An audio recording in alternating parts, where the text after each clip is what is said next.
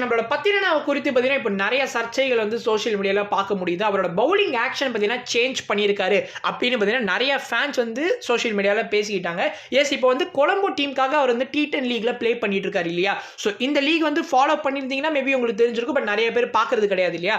அதனால இப்போ வந்து பத்திரனாவோட சில கிளிப்பிங்ஸ் வந்து நான் வந்து ஸ்டார்டிங்கில் மேபி அட்டாச் பண்ண ட்ரை பண்ணுறேன். இன்கேஸ் அட்டாச் பண்ணலனாலும் பரவாயில்ல, நீங்கள் போய் செக் பண்ணி பாருங்க. யூடியூப்லேயே கண்டிப்பாக ஹைலைட்ஸ் இருக்கும். பத்திரனா பவுலிங் எஃபெக்டிவ் அண்ட் டெட்லியாக இருக்கிறதுக்கு ரீசனே அவரோட வந்து ஸ்லிங்கி பவுலிங் ஆக்ஷன் தான். ஸோ உங்களால் நல்ல பேஸ் வந்து ஜெனரேட் பண்ண முடியும் அண்ட் யார்க்கர்ஸுமே நல்லா நெயில் பண்ண முடியும். பிகாஸ் சைட் ஆர்ம்லேருந்து வரப்போ உங்களால் உங்களோட ஹோல் ஆர்மை ஸ்ட்ரெச் பண்ண முடியும். ஃபார் எக்ஸாம்பிள் பத்திரனா அண்ட் மலிங்காவோட ஆக்ஷனை கம்பேர் பண்ணி பாருங்களேன். மலிங்கா அது ஈவன் அது வந்து ஸ்லிங்கி ஆக்ஷனாக இருந்தாலும் அவரோட ரிலீஸ் பாயிண்ட் வந்து ஒரு நார்மல் பேஸ் பாலர் போடுற ஆக்ஷனுக்கு ஈக்குவலாக ஒரு ரிலீஸ் பாயிண்ட் இருந்திருக்கு.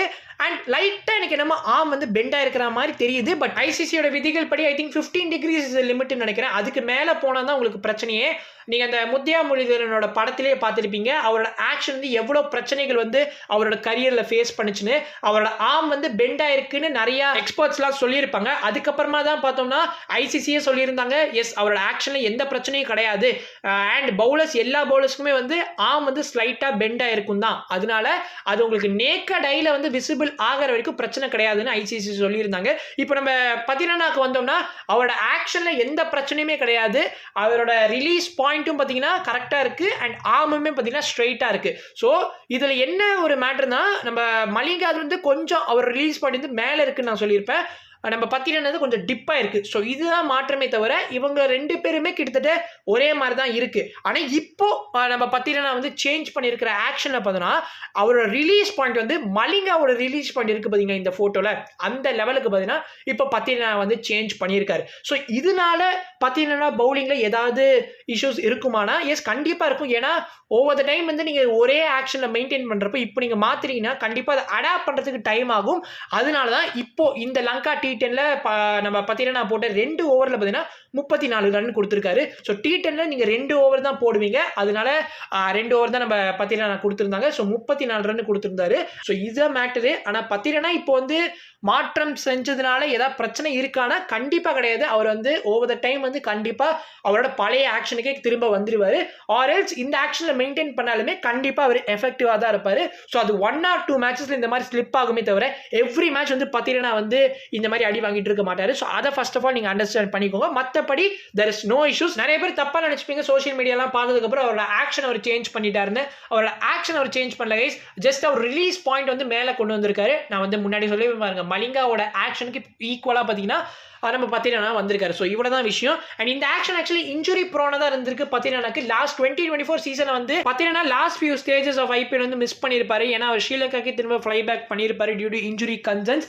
அண்ட் இப்போ வந்து நம்ம இன்னொரு விஷயத்தை பற்றி பார்க்க போகிறோம். தோனி டெஃபினெட்லி வந்து நம்ம ஒரு விஷனரி தாங்க சொல்லி ஆகணும். ஏன்னா அவர் ஐ திங்க் ஐபிஎல் 2023 அப்போன்னு நினைக்கிறேன் ஒரு போஸ்ட் மேட்ச் ப்ரெசன்டேஷனில் நம்ம பத்திரனாவோட ஆக்ஷனை குறித்து பேசியிருந்தாரு. அதாவது ஆக்ஷனை குறித்துனா ஆக்ஷனை பற்றி மட்டும் பேசலை, அவர் பத்திரனாவை பற்றி ஓவராலாக வந்து ஸ்டடி பண்ணி ஒரு விஷயத்த சொல்லியிருப்பாரு.